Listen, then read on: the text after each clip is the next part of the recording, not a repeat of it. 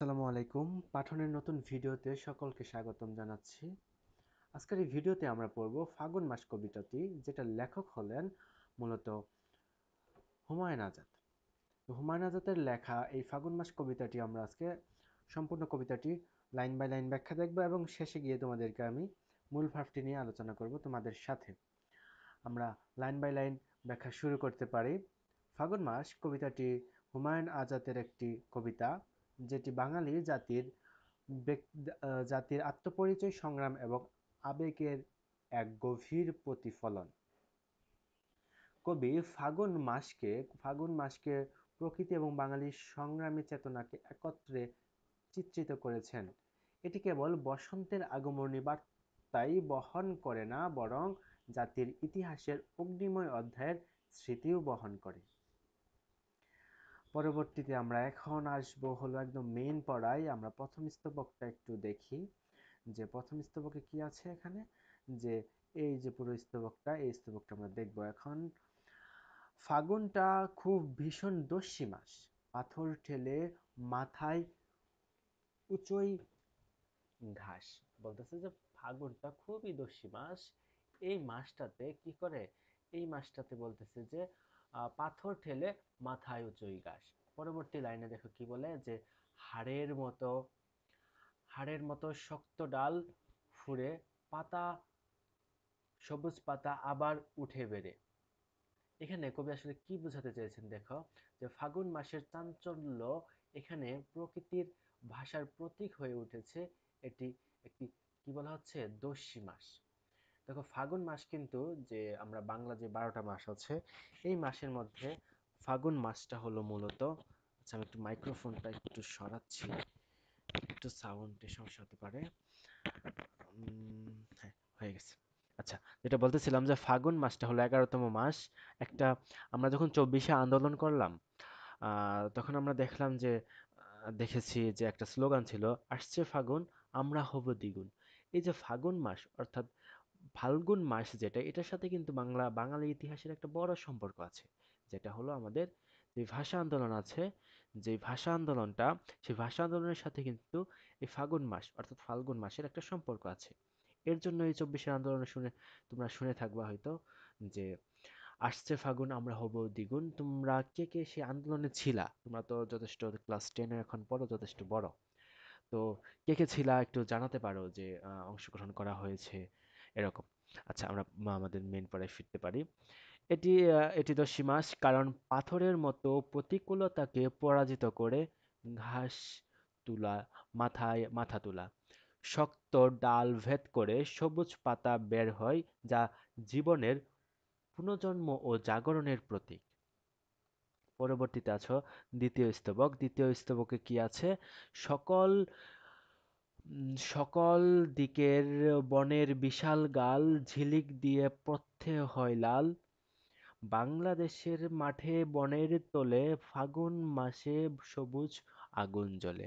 দেখছো, আগুন, সবুজ আগুনের কথা বলা হয়েছে। আমরা কালারটা চেঞ্জ করে লাল দিলাম।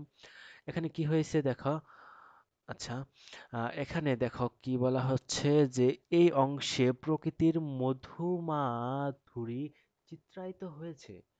ফাগুন মাসে লাল ফুলের ঝলক প্রকৃতিকে রঙিন করে তুলে।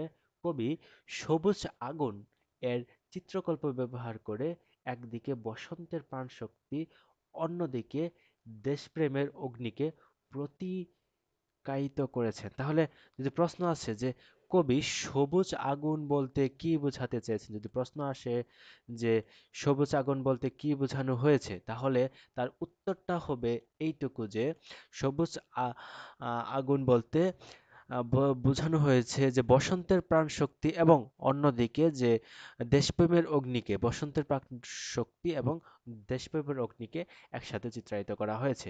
পরবর্তী স্তবকে আসো। পরবর্তী স্তবকটি হলো তৃতীয় স্তবক। এখানে দেখো কি আছে, যে ফাগুনটা খুব ভীষণ দুঃখী মাস, হাওয়ায় হাওয়ায় ছড়ায় দীর্ঘশ্বাস, ফাগুন মাসে গোলাপ কাঁদে বনে, কান্নারা সব ডুকরে উঠে মনে। এখানে ফাগুন মাসকে কবি দুঃখের মাস হিসেবে দেখিয়েছেন। দেখো, প্রশ্ন আসতে পারে যে দুঃখের মাস কোনটি? উত্তর হবে ফাগুন মাস। আচ্ছা, এই মাস শুধু এই মাস শুধু রঙের মাস নয়, বরং দীর্ঘশ্বাস এবং সে হলো বেদনার প্রতীক।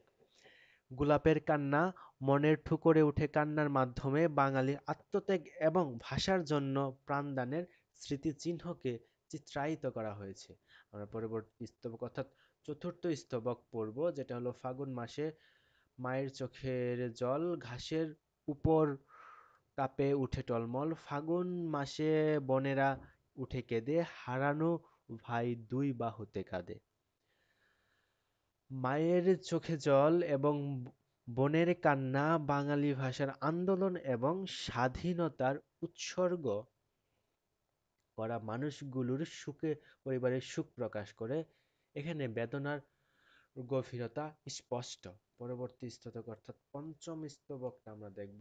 ফাগুন মাসে ভাইয়েরা নামে পথে, ফাগুন মাসে দস্যু আসে রথে, ফাগুন মাসে বুকের ক্রোধ ঢেলে, ফাগুন তার আগুন যে দলে, বাংলাদেশের শহর গ্রাম চড়ে, ফাগুন মাসে রক্ত ঝরে পড়ে। এখানে কবি কি বলতেছেন? দেখো, এখানে কবি ফাগুন মাসের সংগ্রামী চেতনার বর্ণনা দিয়েছেন। ভাষা আন্দোলনে কি হয়েছে? শহীদদের রক্তের মাধ্যমে অর্জিত অধিকার এবং বাঙালির আত্মপরিচয় এখানে ফুটে উঠেছে।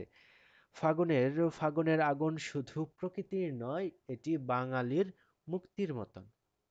আচ্ছা, কবিতাটা একটু বড়, তোমরা একটু বোরিং হয়ে যাচ্ছ হয়তো, কিন্তু একটু ধৈর্য সহকারে যদি দেখতে পারো তাহলে অনেক কিছু বুঝতে পারবে বলে আশা করি। আচ্ছা, আমরা পরবর্তী স্তবকে আসি, ষষ্ঠ স্তবক।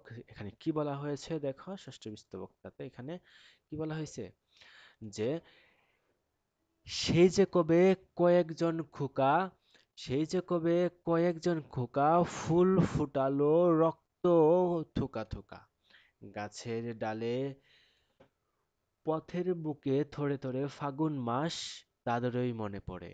পরবর্তীতে ফাগুন মাসে ভাষা আন্দোলনের শহীদদের স্মৃতি উজ্জ্বল হয়ে ওঠে। তাদের রক্তবিন্দু গাছে, পথের ধুলোয় এবং প্রতিটি ঘরের হৃদয়ে অমলিন চিহ্ন রেখে গেছে। পরবর্তীতে দেখো সপ্তম স্তবক।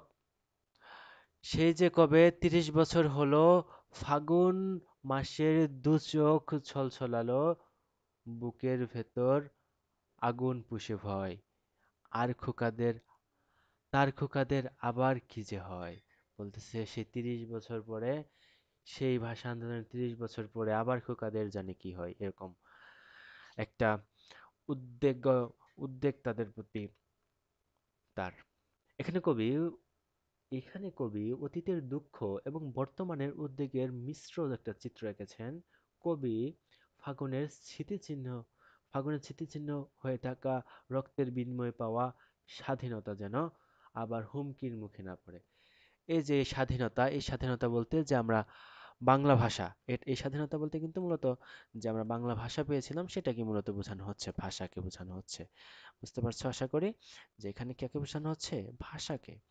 পরবর্তীতে আমরা আমাদের যে মেন পড়াশোনা বলতে যে তোমরা যা চাও যে মূল ভার্ব লাগবে ভাই।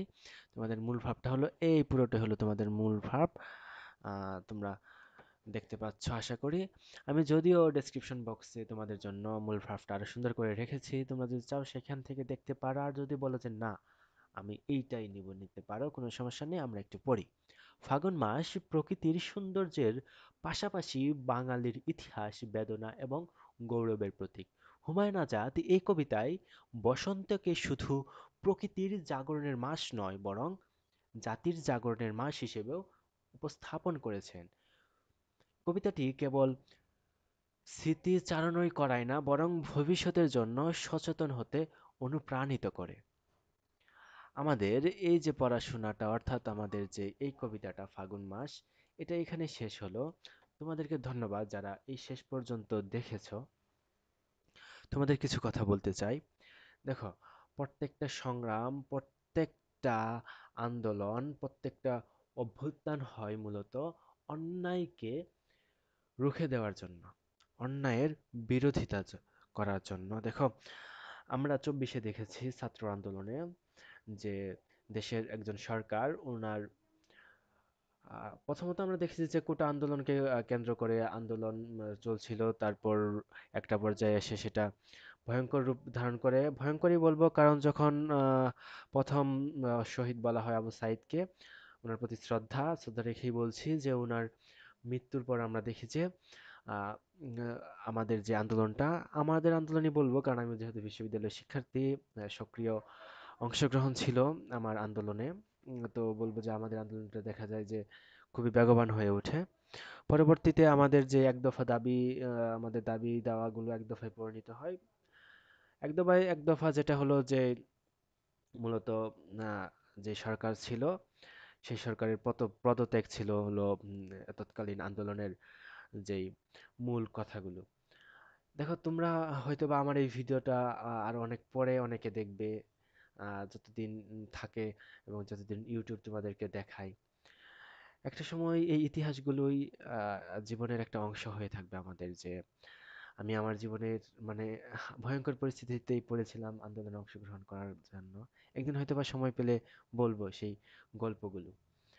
আজকের মতো এখানেই রাখতে চাচ্ছি। যারা আমার এই ভিডিওটি দেখেছো বা দেখেছেন বলছি এই কারণেই, কারণ অনেক অভিভাবক এবং অনেক শিক্ষকরাও আমার ভিডিও দেখে। তাদের প্রতি সম্মান এবং শ্রদ্ধা এবং তাদের মঙ্গল কামনা করি। আল্লাহ তাদের ভালো করুক এবং আমার জন্য দোয়া করবেন। এই প্রত্যাশা রেখে শেষ করতে চাচ্ছি। শেষে একটা কথা বলতে চাই, সেটা হলো যে যারা সাবস্ক্রাইব করোনি, তোমাদেরকে আমি করতে বলবো না, বরং আমি বলবো যে চ্যানেলের অন্য ভিডিওগুলো দেখো। যদি তোমার মনে হয় যে চ্যানেলের ভিডিওগুলো তোমার কাজে আসবে, তবে তুমি সাবস্ক্রাইব করতে পারো। আসসালামু আলাইকুম ওয়া রাহমাতুল্লাহ।